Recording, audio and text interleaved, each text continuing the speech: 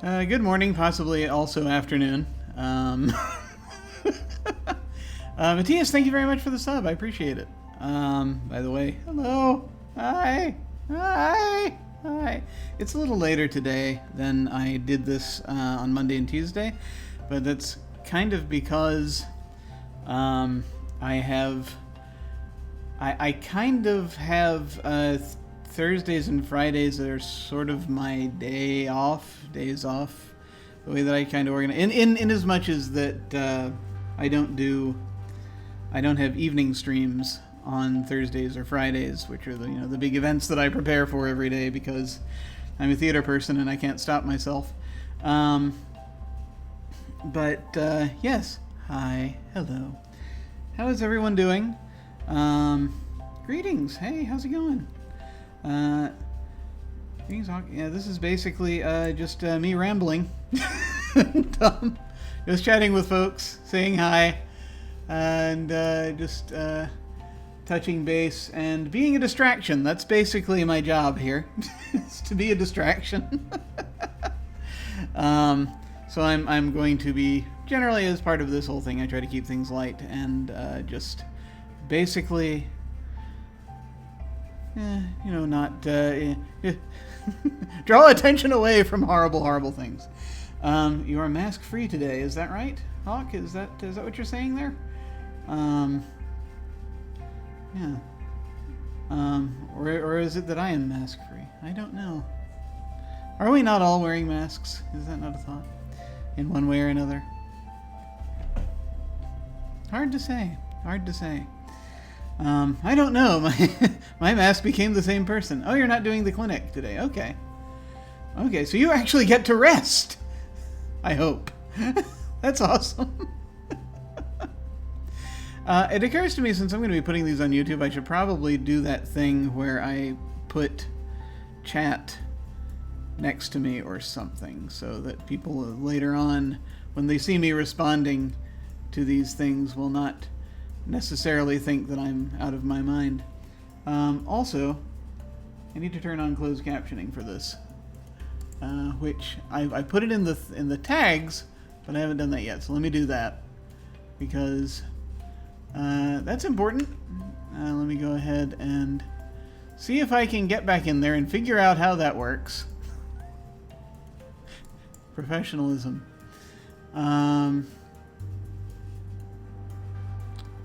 Yeah, there's a thing I can do to turn them on. And let me find my things here. Yes.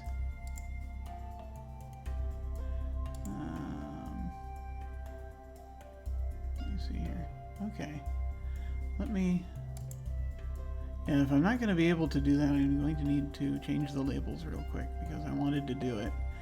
Let me make sure that I am able to, because I thought I had a plugin installed, and I have not looked at this since they changed the settings because I'm a moron. Hey, now watch as Jim fiddles with his Twitch settings. Because of course that's what's going on. So you never notice when they changed the dashboard of this thing that they made adjustments. Perhaps I shall go up to the manager. Wait, we're getting there. Tools. No, those are things you can download. This is something I already have installed. So, let me make sure. Extensions, is that the word that I'm looking for? It's letting me discover extensions. My extensions. There we go. Activate. Alright. Okay. Now, in theory, that should be activated. And let me see if it's actually going to do it, or if I need to go and configure it before anything happens. There it is. Okay, yes. So you should now have on the thing if you hover over a thing that says like, close caption, hide CC text, or show CC text, and hopefully that will work. Let me test it out to make sure that I know what I'm doing. Ha ha! Here, I'll show you what I'm doing, even as I'm doing it, because that will be slightly more interesting than what you're seeing right now. There it is. Okay. So yes, let me see if it'll if I go back and like activate says no, I turned the thing on, and no configuration required, so we should be good there. It's been a little while. I'm just making sure I got this. It's going to cover. I know it's going to come down and it's going to cover up my my information, but that's okay. You can turn it off if you need to. But I just want to make sure the captions are in fact working because I wanted to put them on and all of that. Will it help? I hope so. I hope so. So coming up here. Nope, it's not showing it. Okay.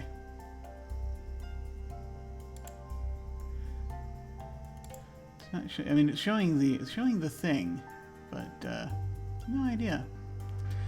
All right.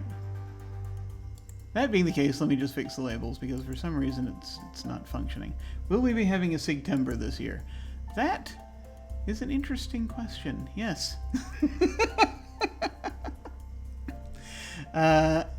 That is going to happen.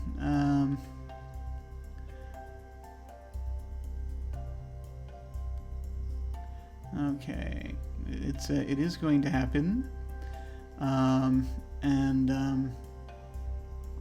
what we're going to be doing. I am not actually deeply familiar with Sig. I know things that it's based on. I'm interested in it, and the reason I'm making it, doing it as a short campaign is because I'm going to need the time to actually make it work. So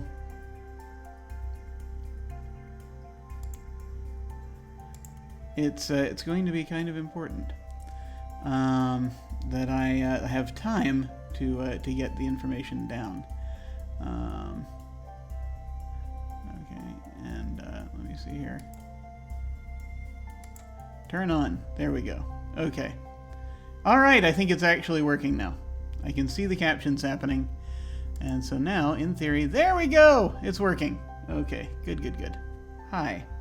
As always, like I said, if you don't want the captions, you can go and hover over the thing on the screen where it says CC, and you can turn it off. But it is available now. So, now that I've got all of that out of the way, let me get this double image of me off.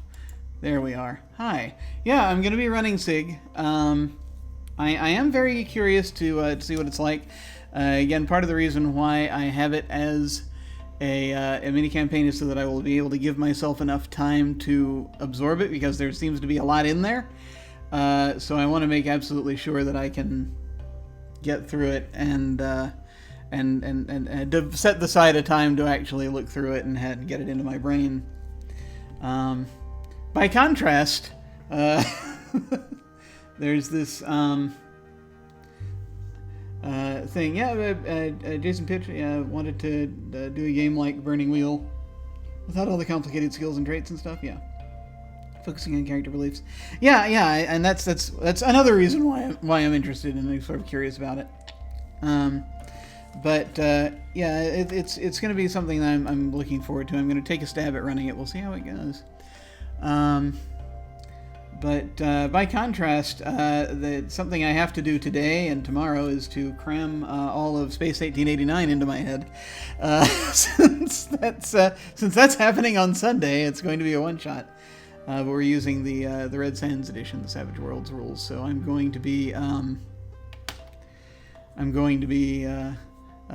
just sort of inhaling that over the next day or so that I can try to come up with something and make it work.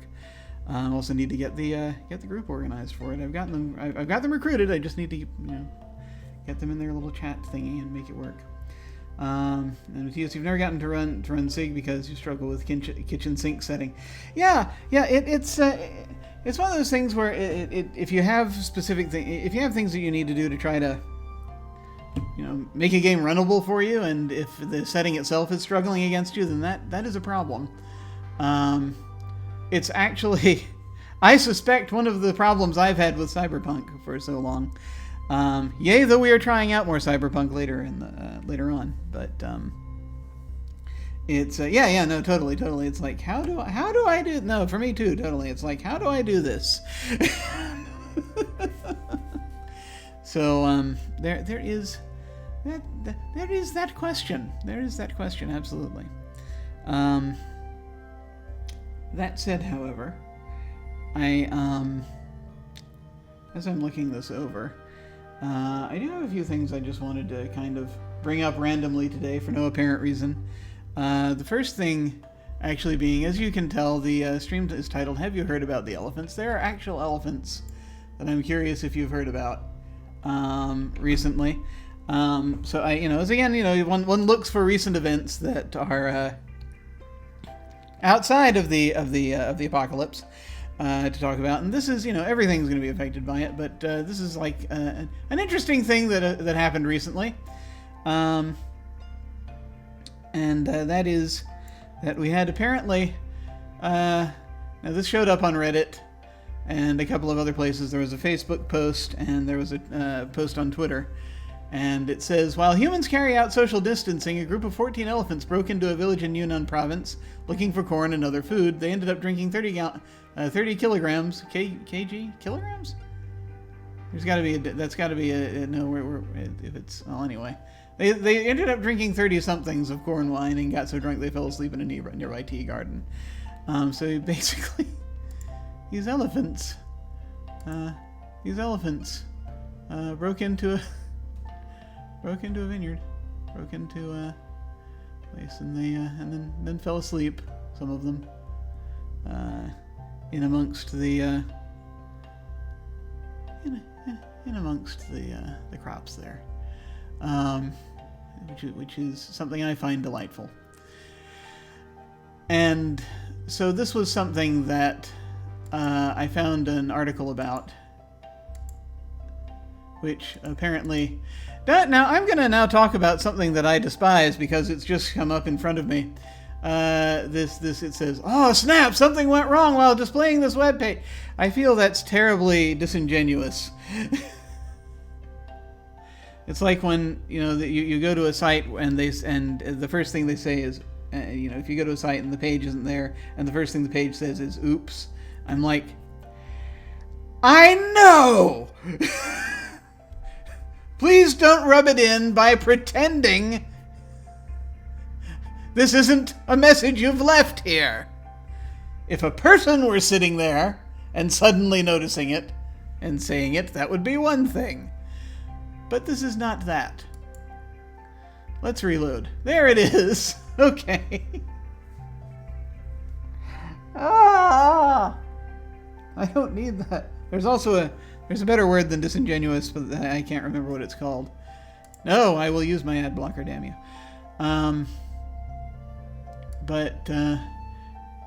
This article goes into a bit more detail, I believe, about it. They were looking for sugarcane, apparently, the elephants, as they went in.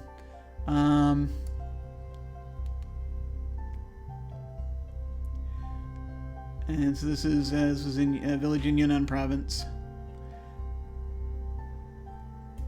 and they broke into a village, and wandered through, just wandered through,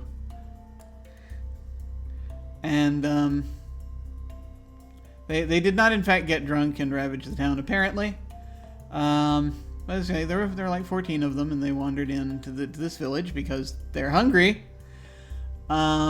And they broke into a few houses, and they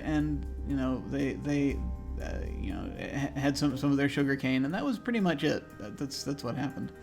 And then they went frolicking in a field and fell asleep. That's basically the thing that occurred. But it's just I find it delightful.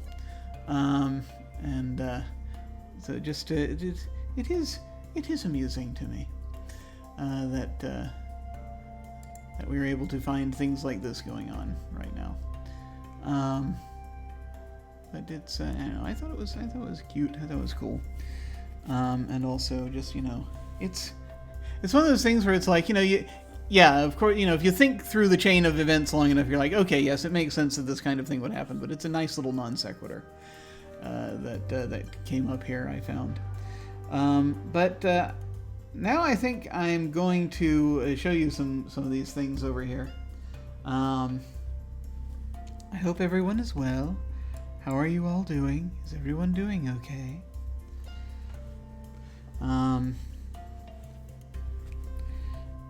So the books that I have with me today, and I'm going to go and switch to just me mode so that I can show you these, I was just sort of wandering, looking at my shelves, and so as once more in our series of artifacts from the previous century, some of you may be familiar with a thing called some of you are familiar, doubtless, with Arthur C. Clarke and his various works.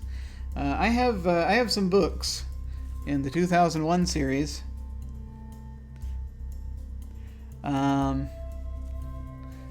Here, and I've read a couple of them. I've not read all of them, but I have read 2001, which this edition obviously came out after the movie did. I think it was but there's a story here. Yeah, this edition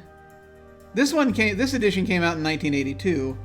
Book itself came out in 1968. 2001, the movie came out in 1969. 2010, I have also read Odyssey 2. And I also have, number 3, I have not gotten around to reading it. Perhaps one day. But the interesting thing here that I found is sort of there are differences between the books and the movies. Also, Clarke apparently wrote 3001 as well after it, that comes after 2601, and I have not read that either. But I don't have that one, but I may at some point get it. Yeah, the Rama series. I also have like 3 of the Rama books as well, at least 3 of the Rama books, which one day perhaps I shall get around to reading, I hope. I have a bunch of books in there that I haven't read yet. Perhaps there'll be time. We'll see. You would think now of all times is the time to get these things done. But, of course, I have so many things to get done. They're not going to all get done. Interesting thing to me as I was sort of reading through this, and I think Clarke actually addresses this somewhere.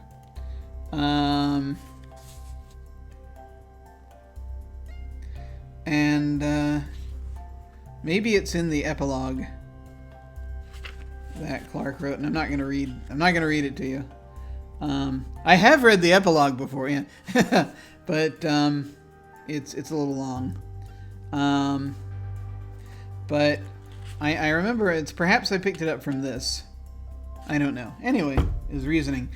The book, it differs from the movie in significant ways. And the interesting thing is that, because in 2000, in the book, they actually go all the way to Saturn. And in the movie, they only go to Jupiter. And in the book, it's just more like, they're just sort of like... The disagreements with Hal feel very much like at-work disagreements. It's sort of co-worker disagreements. And it's very much like, Hal is getting a bit disturbing, and they eventually decide to shut Hal down, and they do, and then they just, deal with whatever they have there. And then I think Dave does end up in the monolith, possibly, or something. Yeah, I think he does at the end of the book, the original book. Funny, now, the reason I mention this is because 2010, this book, is a sequel to the movie, which is something I find also interesting. And so it kind of more closely tied to the movie 2010. Though the movie 2010 also went in other directions. It's interesting, and I read somewhere, and I think it was either in here or in here, Something Clark wrote where he said, he thought that what was in the movie was better, basically, or it was more interesting to him. So he was like, yes, I definitely want to write the sequel, have it more as the movie. And it could have been also there could have been a marketing thing involved, probably was, where he was like, no, you know what, I'll just make it a sequel to the movie. And so he retells the events of the movie in summary near the beginning of in this book. And so it's just like, it was kind of surreal going from this one to this one, as I was during a time when I had time to finally get around to reading some of these things during the era of dreaded customer service. I would do that, and it was just interesting that to me that you rarely get that happening, where an author is going to sort of dodge in a particular direction because of because of movie adaptations. I've heard it happened. It's happened with it happened from time to time with J.K. Rowling, but that's all I shall say about that. The interesting, I think, but it's just sort of interesting to see kind of an author kind of shifting gears as a result. And so like I said, I haven't read the Rama books. Matthias says here that he enjoyed them, but has a feeling they might be a little off the gender perspective. The second book on the protagonist of the Rama series. Okay. From the second book on the protagonist of the Rama series is a woman. Okay, yeah, so Clark wanted to write about a woman and perhaps did not do the necessary research. Which it's an interesting thing, sort of, as a writer. You want to be able to feature characters that are not like you, but you don't have the lived experience of being a particular gender or being just someone who is not like you.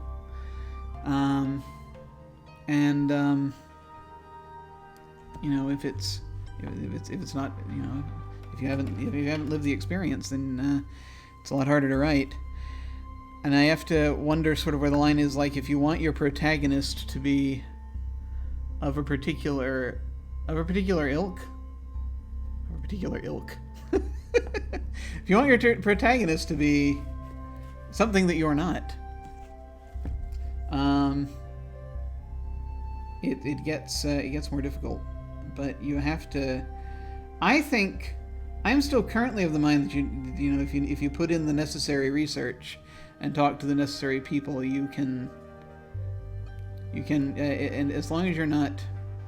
Here's the thing: when it's depends kind of how far from your own culture you're stepping when you're wanting to feature that centrally, because really there is a point where it stops to becoming intersection, and it becomes you need to get someone else to write this thing, basically. And so it's like, if you're trying to tell someone else's story from a cultural perspective, that you don't have the lived experience for you, then they're the ones who are better off writing it. But Matthias read the books in his teens, so that's all he remembers from that. Yeah. So like there's a if I ever manage to get back to if I can manage to get back to the novella series is that I wanted to write. One of those is going to have a female protagonist. She is also a goblin.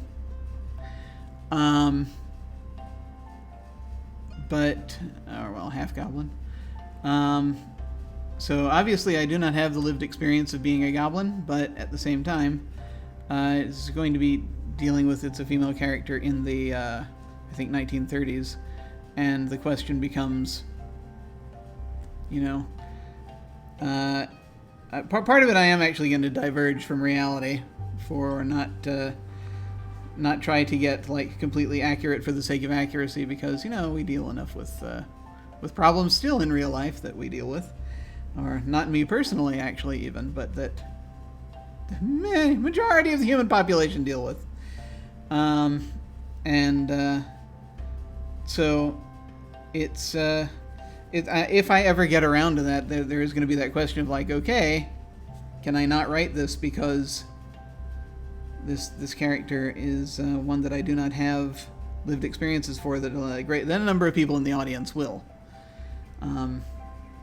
and so that is something I will have to talk to people about before I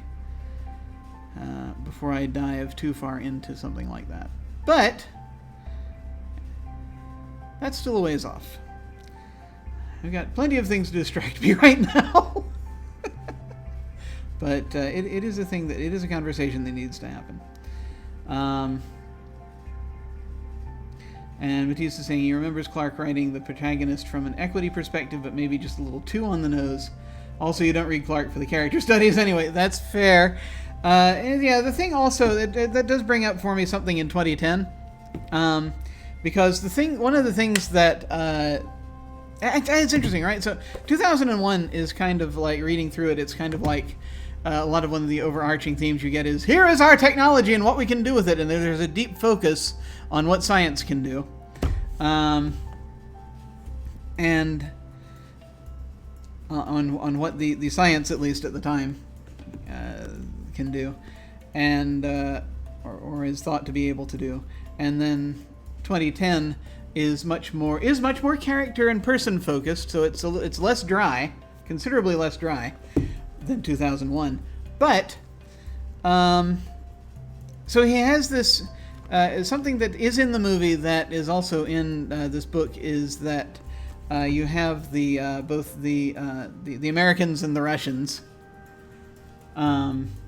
getting together on this project. It's been a while since I've read this, by the way, but this is as I am conjuring forth the memories. My God, it's been over a decade.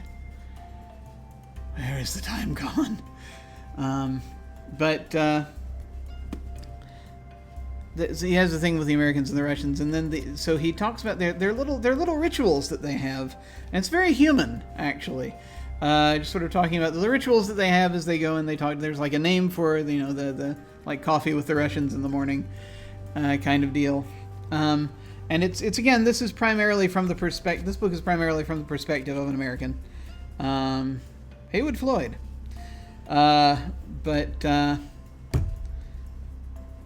Then he also, the way that he does write a lot of he tries to write the Russians also as human beings, which is good. But it's a Kami Coffee. At the time, I mean, this was in the freaking this sequel was written. This book came out in 1982. Anyway, yeah. So there's a thing where it's like it seems like he tries to present some of the stuff from the Russian perspective, and it's like, I seem to remember. It's been a while. Well, I just randomly opened this to a page, and I see right in front of me, it's all your fault, Grandma. May the Siberian tundra lie lightly on your beloved bones. I wish you hadn't filled my mind with so many of those gruesome legends. If I close my eyes, I can still see the hut of Baba Yaga, standing in that forest clearing on its scrawny chicken legs. And so it's like, yeah, there are certain stereotypes. The funny thing is, this was written before Baba Yaga was a stereotype. That, I think, only happened within the last 15 years, as much. At least over here, I should say. A stereotype in English-speaking places, because it's like, Baba Yaga was one of those things, like Lovecraft in some ways, that it's like, you thought only you knew about growing up. I am speaking again from the perspective of someone born in the 70s. It's like you're thinking, it's one of those things that's like like certain things, like, certain things in geek culture. Before there was a geek culture. Or things from overseas, like Doctor Who. Things it's like, I am the only one who knows about this thing. Yeah, it's that song, Baba Yaga's that song from Civilization 4, yeah. That's what it is. it's like you think to yourself, okay, I'm the only one who knows about this thing, or I'm the only one who's into the idea of one of a few small cult group of people who we secretly know that Lewis Carroll did drugs, you know, and we love to talk about that, and we're the only ones who know about H.P. Lovecraft, and we're the only ones who know about Baba Yaga.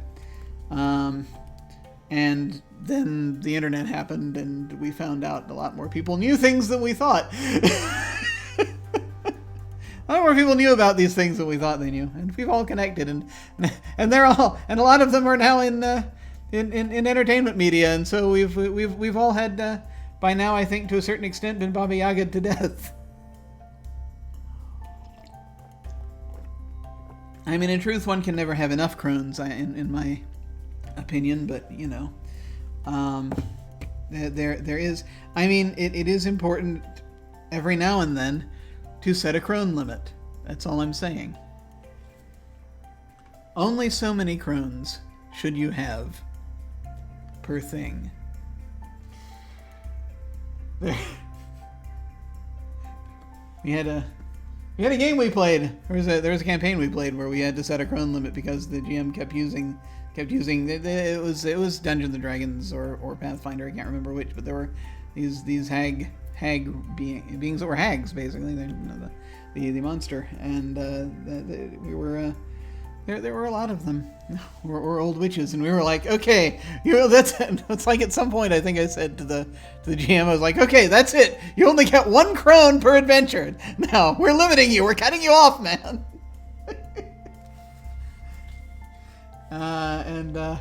I didn't stick.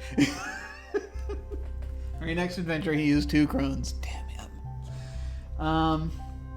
So I've brought out a game that I have not had time to play like almost ever, because I thought because the idea amused me to show you these unplayed games. Once upon a time, I sat down with a friend of mine, and we played a game called Tiny Epic Kingdoms, and it was a lot of fun. And I was like, great, I got to get myself a copy of that. And I did. There was a Kickstarter, and as part of that, I was able to get the deluxe edition of Tiny Epic Kingdoms. Please note, the shrink wrap is intact.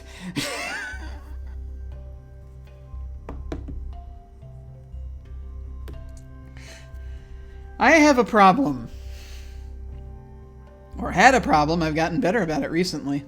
I still have a Kickstarter problem, but I have managed to cut back quite a bit on the purchase of board games. It was a bit of a habit. I was coming out of a thing where it's like, okay, how deep do I want to go here? In a former life, I used to regularly have gatherings at my house. I had a house. And people would come and play board games. And this was like a weekly event. We would play a bunch of different board games as best as we could, and it was a lot of fun. I got horribly addicted to Talisman and a bunch of other things, and then basically my life went sideways, and it didn't happen again for quite a while. For a little while, I stayed with a friend, and they played some of my board games on nights I couldn't, then.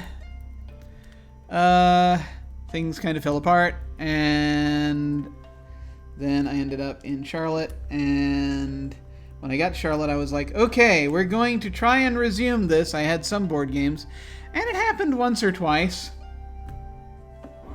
Didn't happen nearly as often. Had to make a new pool of friends. Making friends as an adult is difficult. I think we're pretty aware of that at this point. Because there's this, I read or heard this thing where apparently the act of making true friends is you have to be in an environment where you're going to run into them regularly, but not scheduled to see them. You have to run into them randomly, but regularly, in order to establish a relationship that is most likely to turn into friendship. Not saying friendship can't happen other ways. It absolutely can. There are folks I met online plenty of folks I met online that I consider very good friends. But it's a thing where you have to, in order to have this kind of personal connection that I've been missing for what decade is it? Basically since the 90s. Maybe a little bit bleeding into the early aughts as it was dying off. It's you have to actually commit to being in places regularly, and that's something that I haven't been able to do sufficiently. And now, of course, the rules are all different.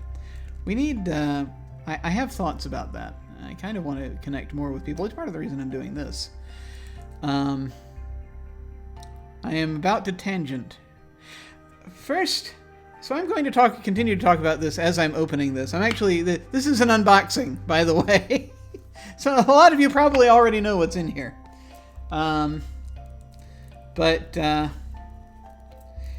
It is a thing. Yeah. You need. He saying you need enough opportunities. You must also have the freedom of opting in to engage, not be forced to. Exactly. And that's the tricky part, right? And that's the interesting thing, is why you can make friends at school, because none of you chose to be there. None of you are doing it as an obligation. But then school also, in many ways, at least when I was growing up, was kind of a light version of prison. So it's, in many ways, at least the mentality. So you had to deal also with, the children forming gangs and all kinds of things like that. Brick walls, yeah, a lot of that. But it was the thing, you ran into these other students randomly, and especially in college, which is where a lot of it stuck, because you're absolutely choosing to be there, and you cannot show up and no one will care. And that is the kind of freedom where you can, and I think college is one of the best incubators for friendships. Of course, people can go horribly astray in college as well, but we'll not get there.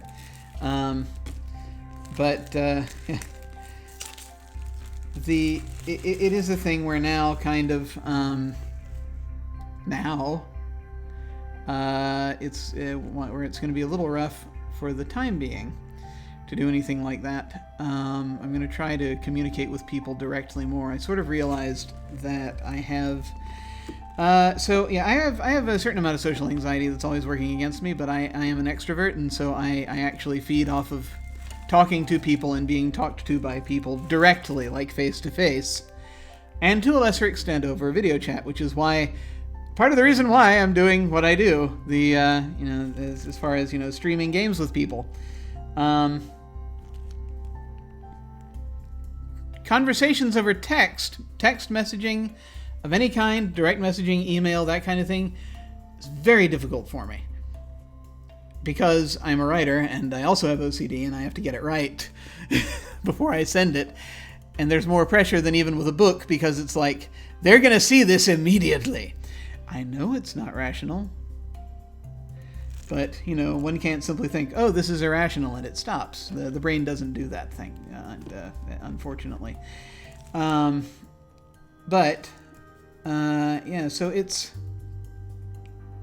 it's a thing where I'm going to try to arrange to talk to more people, basically, over video chat. I think that probably is a good idea. I still am going to, be using social media, still messaging people back and forth, but I now kind of have a better understanding of why it takes me so long to answer emails or to communicate with people through direct messaging. It's because it is exhausting. The process of it for me, even short messages, are exhausting to write out because of the writer tendencies, and also the anxiety over them. This is text. What are they going to misinterpret? And then also, of course, I have on top of that ADHD, so it's like climbing. There's a metaphor I found recently online that's actually very good for this: climbing a wall. Because if I already have a thing that part of my brain doesn't want to do in the first place, it then puts up a wall, so I can't get at it. Then I got to climb the wall. I got to get over the freaking wall, which takes time to actually make it happen. Either that or I get pissed off enough to just do it, and then that of course is not are not ideal circumstances. And the message is somewhat skewed at that point. And so it's a thing where I'm still communicating with people. It just sometimes takes me a while. When it has to be via text, which is what a lot of it's going to be now. But that said, I haven't spoken with anyone on the phone for quite some time, not very regularly, so that's that's its own thing. But we need chat programs where backspace is just enter with strike through. Yes, let us read all of their horrible mistakes so that we can post them all over the internet. No.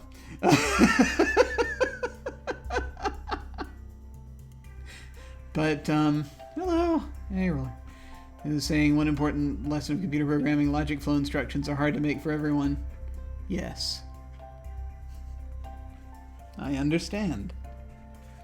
Did that a little bit once. Just opening a box now. Here is the inside of the box. And I actually, the sad thing is I know what's in here because I've played a game of it before, but this is the first time I've opened my copy. Tiny Epic Kingdoms. There's a rule book. And inside are apparently rules. That's apparently how these things work.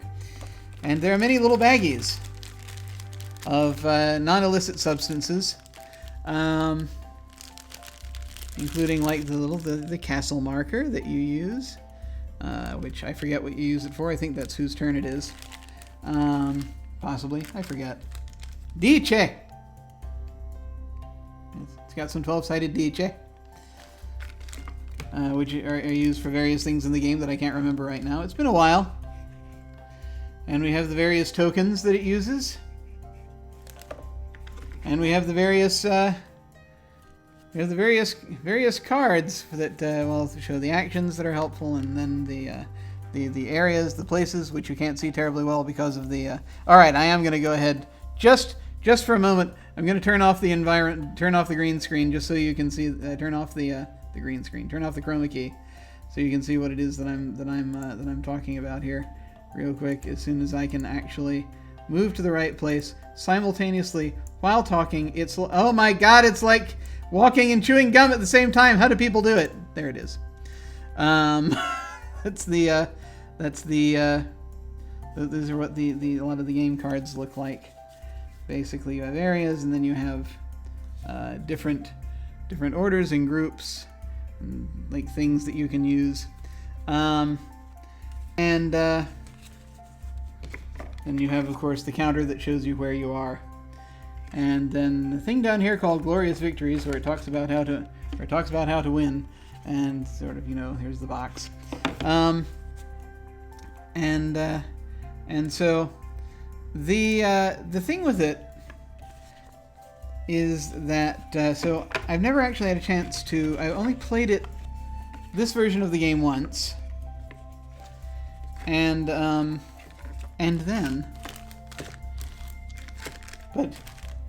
but you may recall I said that I had backed a Kickstarter, which is how I got this, which means that I have other things as well. See, only opened it once. Now I can't close it because I do not have the skill of Tetrising these things into their proper places inside an open box. Tragedy. Woe and tragedy. Pain and despair. And organization. There. That's slightly better. Anyway, so yes. Nope, no longer in mint condition. So many of these are about to no longer be in mint condition if I open them right now. I also got Ultra Tiny Epic Kingdoms. I've played this version once, I believe. I actually broke it out and we played it at a con, I think, if I remember correctly. And this edition of the game has cards in here. It's just the same game. It's just much smaller, more portable. So we played it. It was a lot of fun. Matthias is running for food. Run for the food! Go forth. Go forth and fetch food. Because people must eat. Apparently. I've heard the humans do that. So...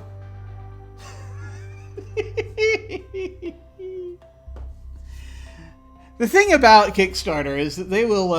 as I said, I had a Kickstarter problem, and I was like, I shall build a collection of games.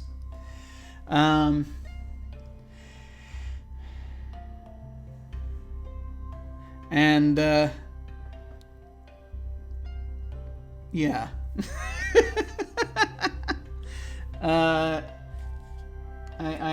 It's one of those things you think you can stop, and they keep sending you notices. Oh, hey, there's a new game out. Don't you want it? And the answer was invariably yes. So that led to getting Tiny Epic Kingdoms Heroes Call. And let's see. Yeah, and let's see, what is this? Tiny Epic Defenders, which is apparently very similar. Tiny Epic Defenders: The Dark War. And let's see, Tiny Epic Quest, which is different. Might be playable by one person, I'm not sure. Yes, it says 1 to 4 players, because you send your meeples on quests.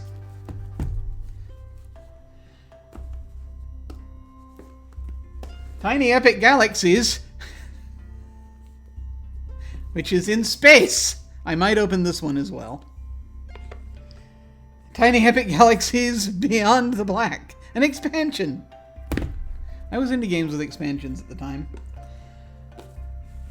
And so there were bunches of these that I got as a result of seeing this Kickstarter, Tiny Epic Westerns, of course. Yes, this is me, so it's Westerns.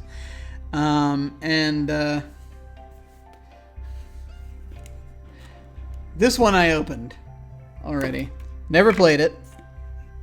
But it has nice art. There's a dice corral at the top of the box. Somehow I repacked this one right. Roller 300 is saying, I did that when I moved in my first apartment. I had a tower of classic tabletops, Monopoly style. They worked for a few months and everyone went separate ways. I know, right? It sucks. Being an adult am hard. Tiny Epic Westerns has the rulebook. Has basically bounties I think you can collect, wanted, and different cards. And it didn't open the deck of cards. But also, apparently, you can make anyone wanted. Bounties that you put over characters, I assume, and make them wanted. Has the meeples. Has these counters that are bullets, which are pretty cool.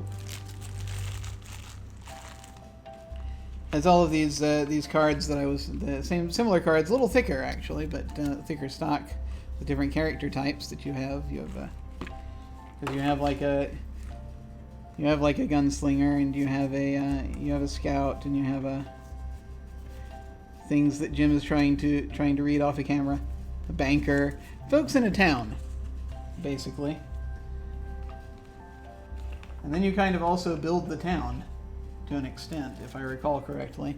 So you have these things, things based off the sheriff's office or the hideout for outlaws, the courthouse, the bank, different locations. It's very cool.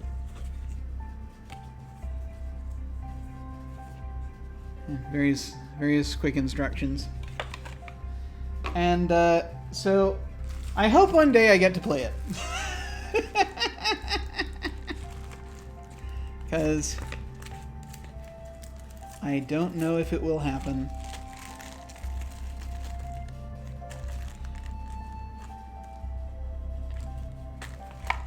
Ah, I see now how it is that I was able to rebox this so well. Because they actually shaped the pieces for a box this size. That's an idea. Yo, Roger. It's just Jim. But, let's see, what else? No, that's it. That's all of the things. So many unopened. So many. Shall I open that Tiny Epic Galaxies just to see what's inside? Perhaps I shall. It's right here. I may as well. For those of you who are just joining us, this is me rambling about anything and everything. We already talked about the elephants in the Yunnan province breaking out. Then I talked about Arthur C. Clarke, and we're talking about this now. Unopened games. You hear the plastic being torn?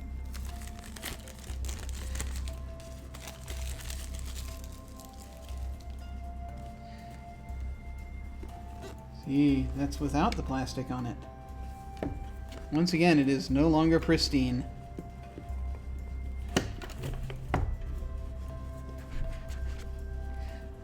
And we have in here, once again, a rule book. And we have a thing with tokens and cards of some kind. This is probably to show you where you are in the whole thing. It's good. I think you defend planets on this? I think you do. Your counters. Your little rockets are in here too, which is nice. I don't think you can see any of these very well because it's difficult. Dice that are look actually a lot more. You know, these have symbols for things going on in the game. That's cool. And a bunch of cards, secret mission cards, and other cards that I think help you get from place to place. It's been a long time since I played any Tiny Epic game, so I can't remember clearly. And then these, let's see, activation bay. And these, I think, are your own personal sort of how far along am I in what I'm doing deal, which is cool. Upgrade your empire. Oh, we each have empires that attack each other in this game, I think. That might be what it is. And there's an empty bag. And again, clarifications. Here's the back of the box. Alright, very cool. So, one day perhaps I shall make use of it.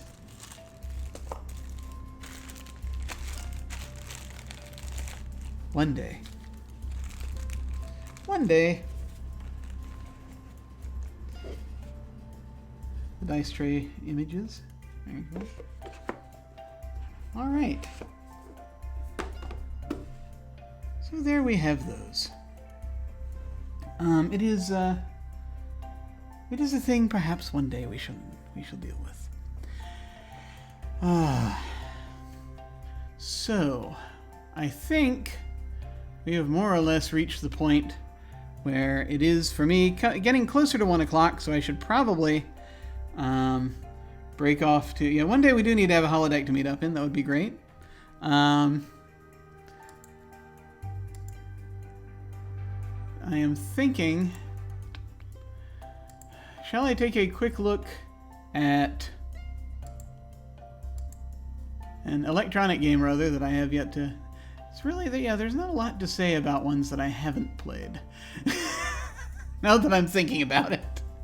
Because mostly what I'm doing is I've been looking at my wish list, or games that I've purchased, and I'm like, alright, there they are. Haven't played them yet. So perhaps I will come around to that at some point once I've figured out what I want to do with that. But so I think we're going to head off unless anyone has anything else they want to chat about. Last chance, feel free to say so in chat.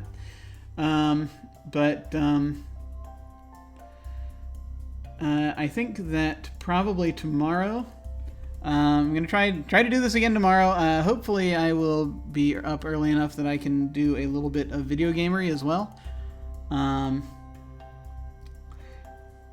You were finishing Lords of Waterdeep tutorial. Oh, is that what? That's one of the new games? Hey, are you looking for a girlfriend? Oh, look, I think it's a bot. Or someone selling something that we can't talk about because we're streaming. Or that we shouldn't talk about because we're streaming. You're not a bot! That's good to know. Thank you. Offer is appreciated, but would a bot it might.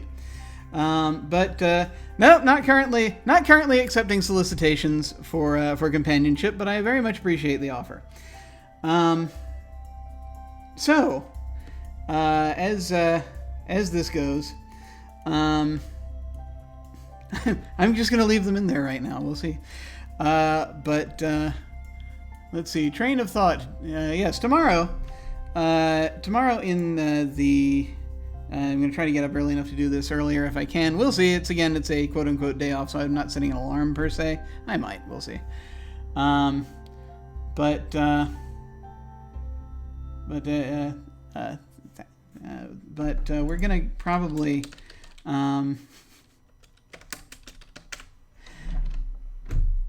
try to do a bit of video gamery tomorrow during the crisis. We're going to try to do a little bit of video gamery tomorrow if there's time, sort of after this segment. And then what I shall probably do is, let's see, on Saturday morning, once again, we come back and we'll do Frostpunk. And then we get into more of the tabletop gamery. Let me actually also, it reminds me, there is a thing I did want to display unto you folk. Let me pull it up here. Here we go. So the new quarterly schedule is out. New quarterly previews for, by which I mean I finished assembling it in GIMP last night. For our games that are coming up on the channel over the next 6 months that folks may want to dive into. So basically, it's there are a bunch of things that we're going to have signups open for soon. Let me actually open the image in front of me so that I can also read along instead of just sort of squinting at the tininess on my tiny screen there and try to figure out what that is. We basically have coming up this month, or not this month, coming up in April, we're going to have Something Is Wrong Here, which is kind of a David Lynch type deal. We're going to have Futurity, which is a game Summer wrote. Somewhere over on Off the Table. And I've gotten to play once, and it's pretty cool. It's basically a game about being prophets. Seers. Oracles, as it were. And sort of reading things about other people's lives and their own. And we're going to take a stab at one of the Weird Wars games. I think probably Weird War 2. And it's one of the Savage Worlds games. We're going to be doing more Savage Worlds over the next 6 months. And so as far as one-shots go, and these are not all of the one-shots that'll be taking place, especially as we get later on. I've only, the schedule's still a little spotty, but there will be more things filling in as time progresses and as we figure things out. But in May, I had to push back Seco Creek. Seco Creek was supposed to happen this month, but we're going to take another stab at it in May. Seco Creek Vigilance Committee. Which is, I think, about hunting down an outlaw, if I remember correctly. I don't know. But anyway. Then we have Become, which is a game Dylan wrote, Anaresis, about being an AI who is a private investigator, which I think is going to be a lot of fun. And then later in May, I'm going to try running a one-shot of Paranoia, the new edition of Paranoia that came out not too long ago. The Red Clearance Edition. I'm going to try to feed that into Roll20 and see what happens. Bunch of cards. I'm going to try doing a one-shot of it. We'll see how it goes. But it was a lot. The campaign I ran a short campaign of it, face to face with people, and that was a lot of fun, for the most part. And so and I think I figured out the sort of kinks that were going on there. So I want to give it a try online, see what happens. So again, it's a dystopian future where the computer is in charge and is everyone's friend. In June, I'm going to take a stab at a one-shot of Lords of Gossamer and Shadow. Now, I don't know if this is going to turn out to be another Cthulhu situation where I'm going to have to hold back until I can slot it as a short campaign or not, because there's a lot to it, but it is based on the Amber Diceless system, which I know back to front. So, we'll see. We'll see if I have enough time to cram it into my head to do a one-shot. In June. Hopefully we shall. If not, I'll push it back, because I do want to get to it. But then it'll just go into the short campaign bin, which it'll take so long to get through. But maybe. Then in June, also I've scheduled currently Variety, which is a game I wrote about basically. It's about working for a terrible impresario who sends his performers out to go and kidnap people to fill up seats in the audience. It's kind of a My Life with Master type deal, sort of, but also other things, with other influences. But it's and uses a certain amount of Powered by the Apocalypse inspiration in how you set roles. And I want to give it a try. I've never actually managed to playtest it, so June will be the playtest. And then also going to give a shot at Cthulhu Dark. The rules for the Cthulhu Dark, the original rules, were like 4 pages long, so I'm going to try to run the version that came out that I kickstarted, which is considerably longer, but we'll see. I'm going to run one version or another of it when that comes. Just depends on timing. In July, I have scheduled a game of Stille Nacht, which was written by Petra Folkhausen, and I got to playtest. It's a good game. It's about basically a ghost story, sort of, told on the eve of a particular historical event. There was a flooding that happened around Christmas in this village in Europe in the 1600s, I think. And this is basically that community a few years after the fact, as the ghosts come back from the flood, and you have to. One of them was perhaps murdered by one of the people there, and you have to figure out who the murderer is. It's a very cool game, and I'm looking forward to having it on the channel. Then in July, so there's a game. I had someone ask me not too long ago, or just ask in general not too long ago. And I responded, what's the game that you've been waiting the longest to play, that you've been wanting to play for a very long time and never got the chance? And as it turns out, that game it came from the Late Late Late Show. This game comes from like the 90s. It is a game that I was going to run. We sat down and we made characters, but never happened. Hey Matthias, I'm just going over some of the stuff on the new thing that I just put out, the quarterly thing, game preview schedule thingy. Basically, it came from the Late Late Late Show, is something that I never got a chance to try out, and I finally found, amongst my things, I found the PDF for it, which I didn't realize I had, and I'm actually gonna I very foolishly gave away the original books that I had, but now that I found the PDF, I'm actually gonna try running the damn thing, we will see what happens. It's basically a game where you're playing actors who are in a B movie, and you get to do things like but the action of the movie is the action of the game, where you come into the hallway, are there zombies there? But you get to do things like you get to do things like say, okay, well, I am now going to throw a fit and walk off the set. And then you have to deal with that sort of out of context of the game, of the movie. There's a thing where it's like, if you're about to do something very dangerous and you don't want your character to be killed off, then it's like, I'm going to call in my stunt double, because they're going to want to give you a close-up for your final scene, right? And so they say, and so if you call in your stunt double, if you're going, it's like, oh, the music's getting dangerous. I better call in my stunt double to go and check that out. And your stunt double replaces you. You only get one. After your stunt double dies in the movie, then you got to do your stunt yourself. And then you get to also do things like, I think there's a thing where it's like, if everyone agrees that to do it, that the film breaks. So it's like, I think you get one of those per session, where it's like, if you're in a thing you can't get out of, like you're all in a burning house, just like everyone agrees, the film breaks, and it's like, suddenly you're up in a tree outside. It's like, gosh, it's lucky that we managed to find that way out. So it's, I very badly have wanted to run this game for, a quarter of a century. So hopefully that opportunity is now. Or rather July, we'll see that. July also is my birthday month, so it's for me.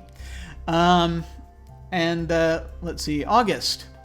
I'm setting up, there's a game that I finally went back over and looked at called Perseverant, or Perseverant, depending on which side of the room you're standing, about surviving in a wilderness, being stranded and surviving in it. And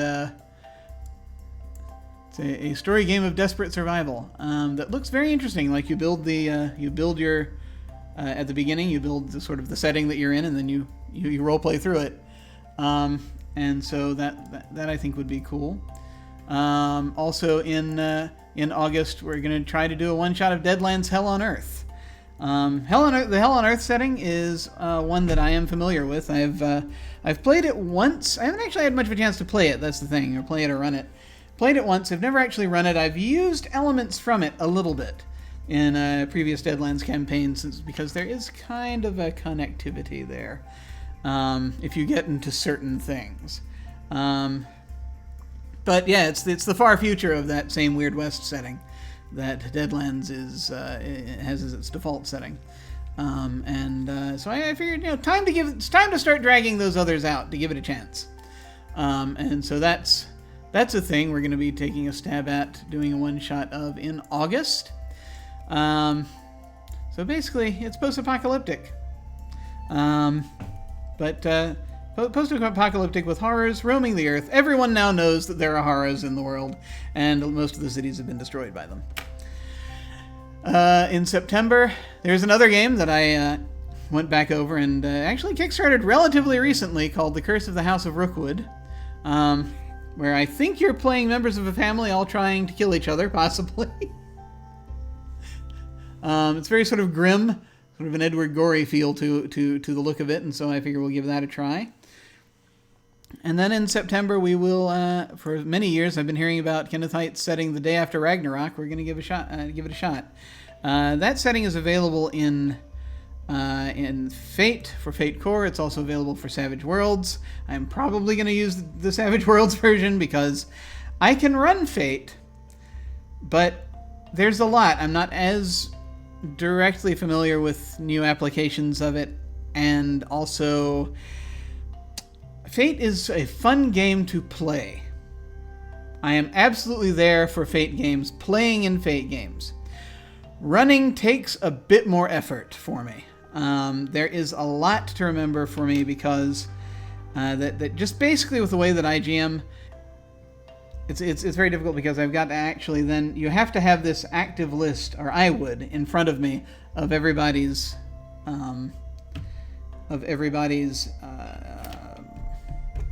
oh my god, I've forgotten the word. There are these things, these little phrases. Why have I forgotten the word? It's a simple word. They're various traits. No, they're basically, so you have to have a list of these traits. Aspects, thank you. Thank you, Matthias. You have to have, I have to have like a list of their aspects in front of me at all times to look at so that I can give them fate points. And it's a little rough on my particular game chemistry. I was going to say my particular brain chemistry. Game chemistry is something else entirely. It's a little rough on my brain chemistry to run Fate. I can do it. I have a scenario that I run in Fate, Fate Accelerated. That's an art gallery scenario that we did here on this channel. But it's one of those things I kind of have to lead up to it. And the thing is, I don't know whether I'm going to have enough time to recalibrate my brain for Fate. When we do it, so I'm probably going to run the Savage Worlds edition. Apparently, it's also available for Hero 6th edition. We will not be running that version. Great. I've played Champions, so a lot of fun if I have help. And so those are all things that are going to be happening Sunday afternoons between now and September. And obviously, like I said, for the second half of this list, July, August, and September. What is it about? What is anything about, really, when you think about it? Is anything truly about anything? Yes, I know, Day After Ragnarok. What's that about? You want to know specifically what the Day After Ragnarok is about? Oh, I don't know if we're ready to talk about that yet. I have to ramble on about... I have to answer your first question about what it's about first before I can zero in on Day After Ragnarok. This may take a while. Day After Ragnarok is a setting that is another post-apocalyptic setting. There are so many. We just did Apocalypse World. No, Day After Ragnarok is a post-apocalyptic setting that uses Ragnarok. But the idea is this is in a world where Ragnarok has happened. The world serpent has fallen on the earth. And if you look at the map of this setting, there's this big snake that goes across the globe on the map itself that spans the world. So, it's ever present. So Ragnarok has happened, and this is basically people left afterward dealing with the fallout from that. So it's a bunch of Norse mythology stuff, but it's sort of like, okay, well the Norse gods are done. We're now we got to pick up the pieces. So that has looked like a lot of fun for quite a while, and just a big silly game, and I want to give it a try. But now I'm going to talk a little bit about the Tuesday night mini campaigns that we're going to be doing. Again, I've sort of for the most part put these on Tuesdays. Las Vegas is one we ended up moving to the afternoon. So I mean, everything is still a little flexible if need be, but for the most part, I want to target Tuesday nights for these. Next month we have Monster of the Week. Sign-ups are open for that. And I'll talk a little bit more about Monster of the Week in a moment. Because signups are currently open, so I want to ramble a little bit longer about that. In May, I'm going to do a short campaign of Call of Cthulhu. That was the result of my trying to put Cthulhu Invictus on the schedule last year for Christmas. And I was like, I started to look at it, and it was like I was recruiting, and I was looking at it, and I was like, I don't have enough time to figure out how this works. I've played Call of Cthulhu quite a lot. So I get how it works, but I don't feel comfortable enough in my knowledge of it to run it yet. So I wanted to schedule it as a mini campaign so I'll have more time. I can actually schedule the time to look at it and figure it out. How I would do, because I've never actually run Call of Cthulhu before. I have run Tremulous, which is as close as I've gotten. That's a Powered by the Apocalypse game. There's a short campaign of it here on this channel. But I've not actually, and I've run Trail of Cthulhu. I ran that once, which is the gumshoe system.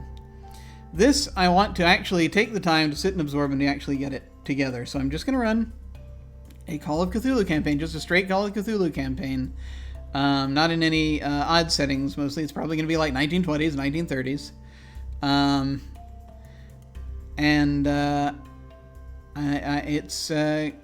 it's going to be my first stab at running the actual game, so we're gonna give that a shot. I am looking forward to the Cthulhu Dark one shot just because it's going to be very, very easy to dig at. But yeah, this one in May, we're actually finally going to be doing it, doing the full Call of Cthulhu game. So we're going to give that a shot. And in June we have Casket Land, which is basically every other month we do a Powered by the Apocalypse game because there are so many. And I also attach to that system very well. Casket Land is kind of, when you look at it, folks, it looks a lot like, it's, a lot of folks, when you look at folks talking about it, it's very much the idea is, oh, this is just for a one-shot. I'm often loath to do Powered by the Apocalypse games as a one-shot, at least running them. They totally can, there are games designed that way, powered by, some of them that are also powered by the Apocalypse, up to and including, to an extent, Variety. But,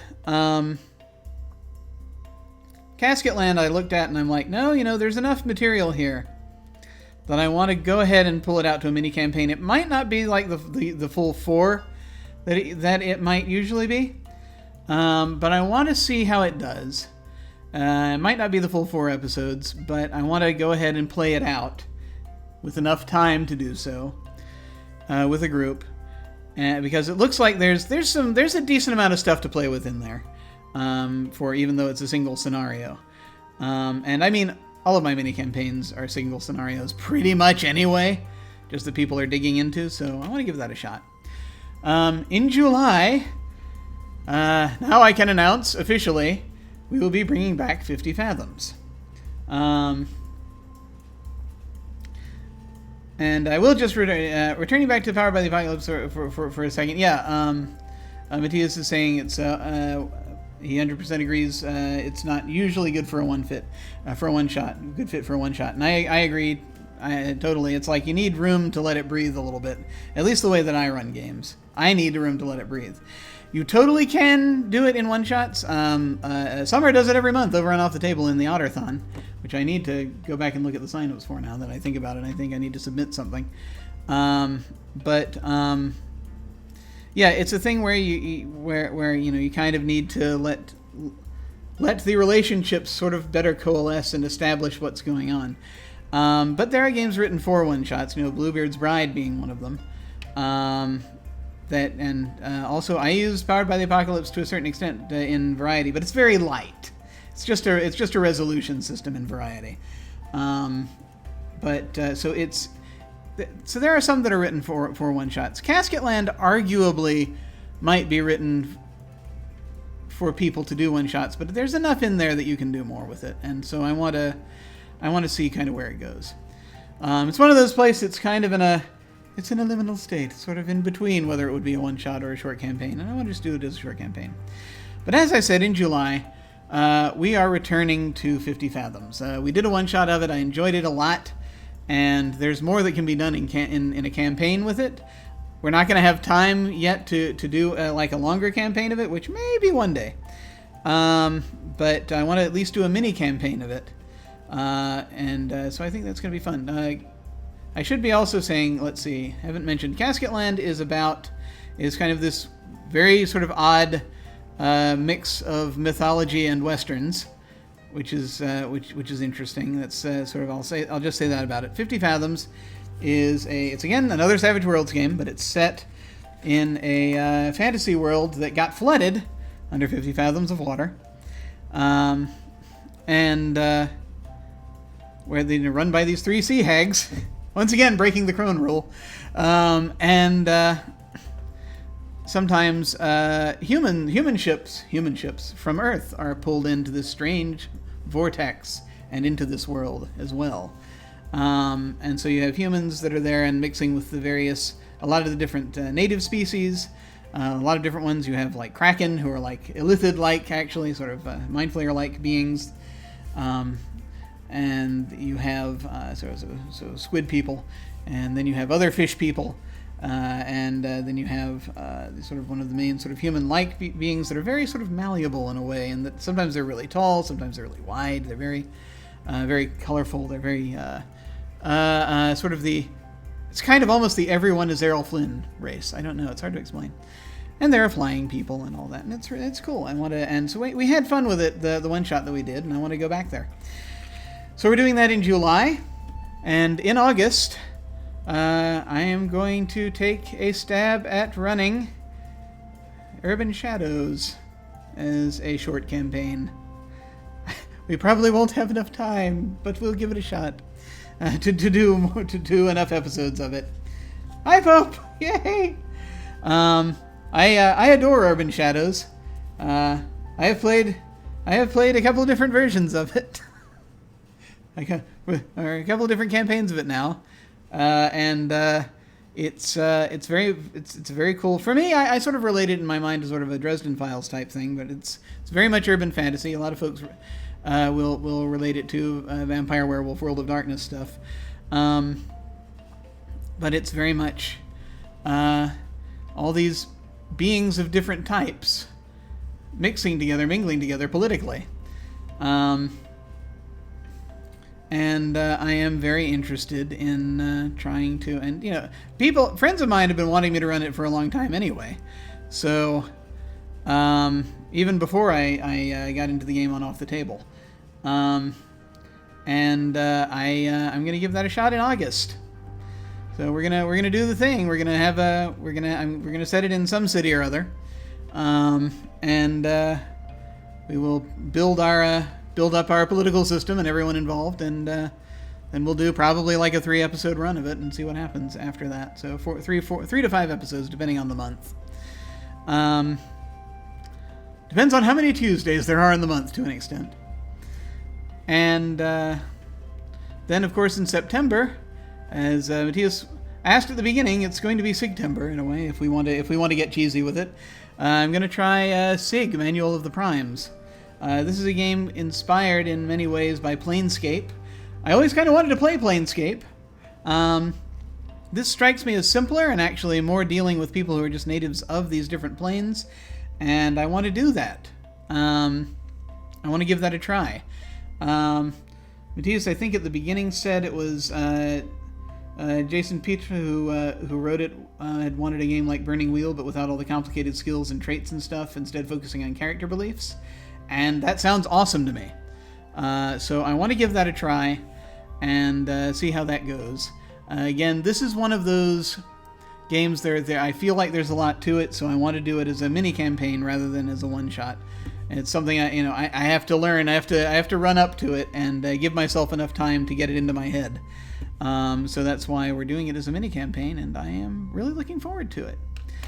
So that's everything that is not everything, I should say. Like I say, as you can tell, there are gaps that'll be filled by either folks volunteering to run stuff or by my coming up with more stuff that is probably most of the rest of it will end up as zero prep stuff for the most part if I can, because how much time is there to learn a new system every week? That's the question. But we'll see. This is what I kind of want to aim for. But the next thing I'm going to talk about a little bit is things we currently have signups open for, because while we're on the topic, signups are currently open for Monster of the Week. Monster of the Week is coming up next month. We're going to do a short campaign of it that I'm going to take a stab at running. Again, I'm going to do this like I do all the others, build everything up at the first session and then use it for the rest of the sessions as the drama unfolds. I'm just going to say right off the bat, since I know you're here, Matthias, we're probably not going to do a different monster every week. That's what I'm guessing. We might give it a try. I don't know. Well, it depends on who I get as players and how it works out. But I feel as though this mini campaign's just going to be a single case. But it is powered by the apocalypse. Basically, you have folks hunting down supernatural menaces. Some of these folks are, in fact, supernatural. I have played it once. The setting I played in was actually an alternative setting for it. It was run by Jonathan Fry on a series he was doing over on Scraticus's channel, Scraticus Academy, and he had it set in kind of a post-apocalyptic world. He sort of was drawing a lot of inspiration. He drew inspiration from Stephen King's The Stand and from Preacher, the comic, and which there's also a TV series. So there's a lot of, dealing with these big forces, universal forces, and monsters. And it was a lot of fun getting to participate in the narrative for that. I played a priest who was actually also on the side a hitman for the Irish Mafia. And it was a lot of fun. Using the Crooked playbook. Because I had the priest collar and everything for that session, and it was glorious. So I'm very much looking forward to, and I've loved the campaigns of it that I've seen, especially the ones over on Off the Table. So I want to take a crack at it. No, I know, not me. How dare I play a crooked character? Sometimes you just got a job to do, and you got to do your best at it. That's all you can do. I don't know that all my characters are necessarily sort of thief types, or roguish types, or murderer types, assassin types. A lot of them are assassins, I'll admit it, but not all of them. A lot of them are terribly regretful knight errant types, or not even knight errant, failed knight types, things like that. Also, I do basically have these. I think I have these three basic types, which are broken crusader, uncaring mercenary, and generally self-absorbed silly person, basically. It's okay to play the type. I don't play the self-absorbed silly person as much, but hedonist, self-absorbed hedonist, that's the word for it. Don't play those quite as often, but I do play them from time to time. But we're going to take a crack at that. Sign-ups are open for that until I believe the 30th. Yeah, Monday, March 30th, because I want to cast it by the 1st, or at least have an idea of who I want to cast by the 1st. Send out notices, and then we have a round of waiting for replies and all that. And then if people it turns out can't do it, then I got to send out more notices, that kind of thing. So you've got till then if you want to sign up for those, for that. And then the other thing that we have open for signups is the Sprawl. There's another Powered by the Apocalypse game. It's going to be a mini campaign run by a guest MC. Brian is going to be coming on. Matthias says he usually does the weird support or useless Leroy Jenkins characters. Maybe. No. Your characters do go for it quite a lot. They're like, There's a lot of that. The Sprawl is a cyberpunk game, also powered by the Apocalypse.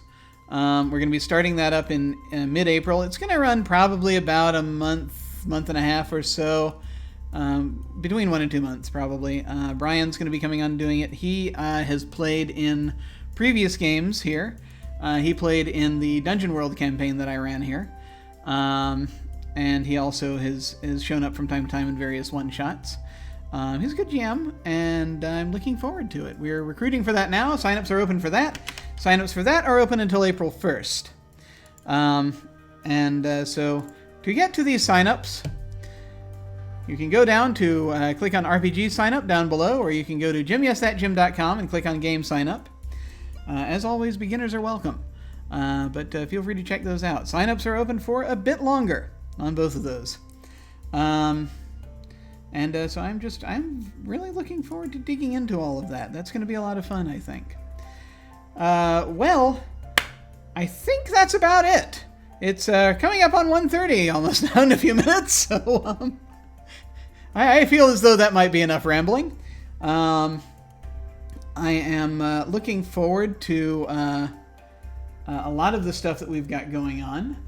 I am hoping that we'll have a lot of fun digging into it, despite all what's happening. Let's see. So at this time of day, not a lot of people to go and bother, if we wanted to go and bother someone. But I'll tell you what. So a friend of mine was one of the folks I played with relatively recently. So I consider her a friend. They're friends. I just haven't had as much casual chatting with them as much. But someone who was in the Deadlands campaign I ran over on Tales from the Grim, Little Red Dot, is doing production, I believe, for a theater company in Atlanta, Dad's Garage, and it looks like they're getting ready to stream something probably in a few minutes. They're going to play Jackbox, it looks like. So I'm going to go ahead and I think I'm going to do a bit of a raid over there. So I'm going to go over there and say hi to them. Feel free to hang on if you are so inclined and say hi to them with us. That'll be when we hit the end card. In the meantime, folks, thank you all very much for watching. Take care, and I'll see you all of a sudden.